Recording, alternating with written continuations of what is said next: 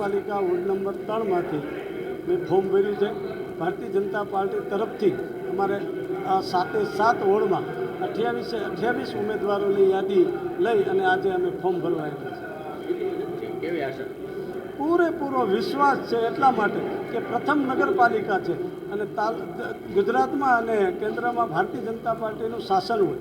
વિકાસ માટે જે નગરપાલિકાઓને મળતી ગ્રાન્ટો વધુ મળે એ માટે અમે સૌ પ્રયત્નો કરશું અને સરકાર પણ એ જ પ્રકારે નગરપાલિકાને ગ્રાન્ટ આપશે. તો મતદારોમાં પણ ઉત્સાહ એ જ છે, ધારીના પબ્લિક નાગરિકનો પણ વિશ્વાસ એ જ છે કે ભારતીય જનતા પાર્ટીનું શાસન આવે તો જ વિકાસ થઈ શકે.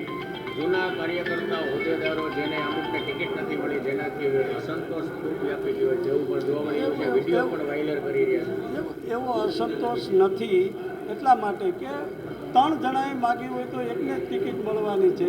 તો એમાં પાર્ટીના કાર્યકર્તાઓ છે તો એમને ક્યાંય સંગઠનમાં કે બીજા બધા ઉપર એમને સમાવેશ કરી અને એને અસંતોષ જેવું કાંઈ છે જ નહીં. પણ પ્રથમ પાર એવું પડતું હોય કે અસંતોષ છે, એટલો અસંતોષ નથી.